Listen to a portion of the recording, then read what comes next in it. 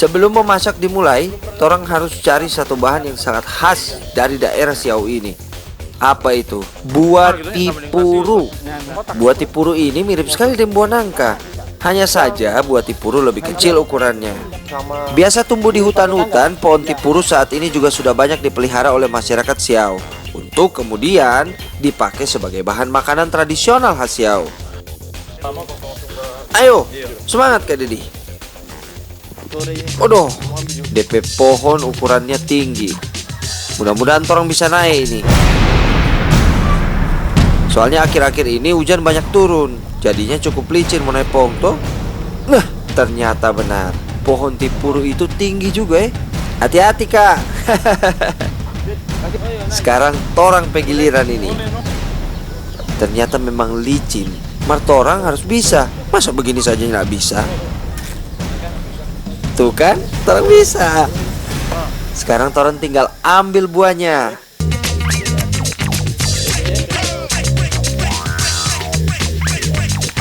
Nah, soda apa? Ayo Kadet, kita turun. Torang rasa buah tipurunya secukup ya. Oke. Tipuru merupakan buah sumber karbohidrat yang penting, terutama di kawasan Pasifik Selatan. Varian liarnya yang disebut timbul atau kulur. Buah mudanya biasa disayur ataupun dijadikan kue, diproses menjadi keripik. Karena tipuru mengandung banyak karbohidrat, berarti boleh menjadi sumber tenaga alternatif yang bisa dimanfaatkan masyarakat banyak. Nah, buah tipuru banyak tersebar di Asia dan sebagian daerah Pasifik Selatan. Cuma di Indonesia banyak terdapat di Siau. Dari segi rasa sih, buah tipuru ternyata cukup gurih dan lezat. Karena itu, masyarakat Siau biasa menggunakan sebagai sayuran.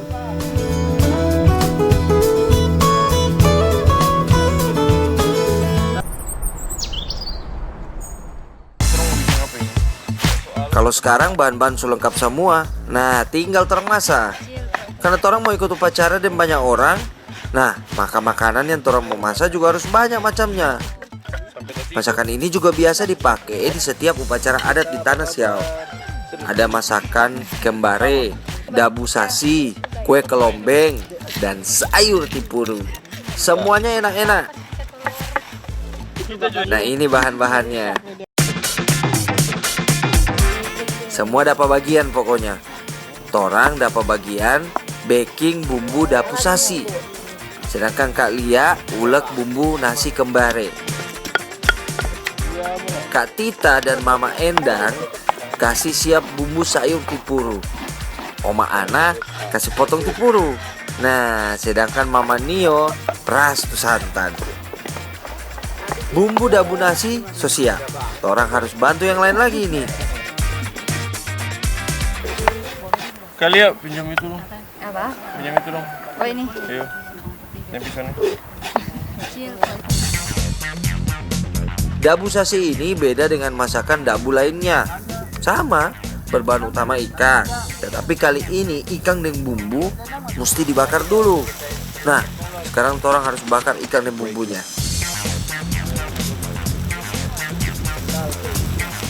Sate bumbu ini torang bakar bersama ikan yang torang pancing kemarin sampai masak betul. Bumbu yang dibakar ini membuat rasa menjadi semakin gurih. Setelah itu bumbu diulek jadi satu. Bumbu tong campur dengan kuah ikan. Bikin dabu sasi itu? Iya. Mana di bahan tadi dong? Tomat yang apa nggak semua? Campur. Ini ikan nih. Iya, ikan terakhir. Iya, kenapa taruh ini? Oh iya. Bocah itu? Ini semua?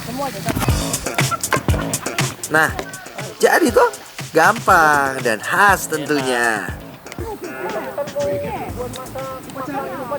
Den, sudah mana? Belum kita, kenapa masih mau masak ya? Terlebih dulu ya. Oke. Nih, yuk.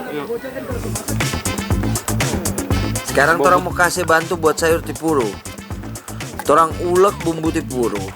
Ulek sampai halus supaya bumbu meresap bagus. Angkat juga.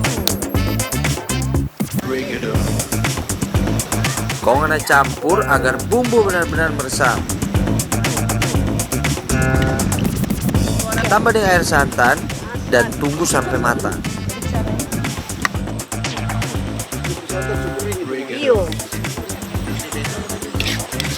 Nah, sekarang orang mau bantu buat RW boboca. Boboca yang sudah direbus dipotong kecil-kecili. Ini supaya tambah banyak porsinya toh. Ini lagi Lalu bumbu diiris tipis-tipis dan cabai tumbuk sampai halus.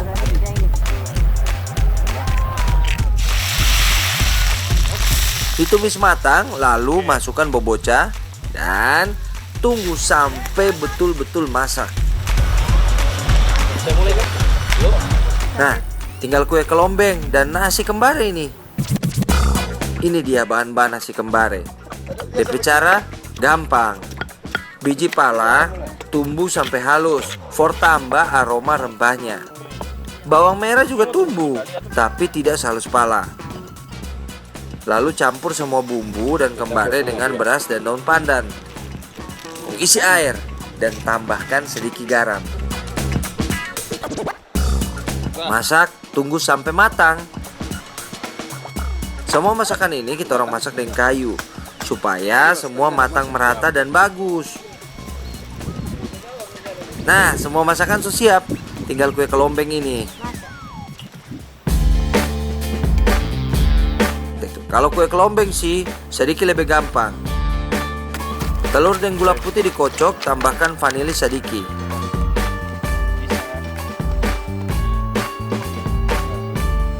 Nah, isi dan tepung. Dibakar ditambah yang dioles minyak atau mentega ya. Kemudian diberi pewarna alami dan isi dengan kanari.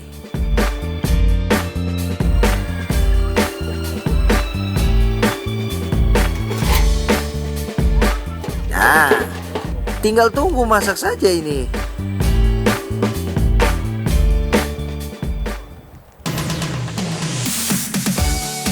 Inilah masakan-masakan khas Siau yang enak dan lezat.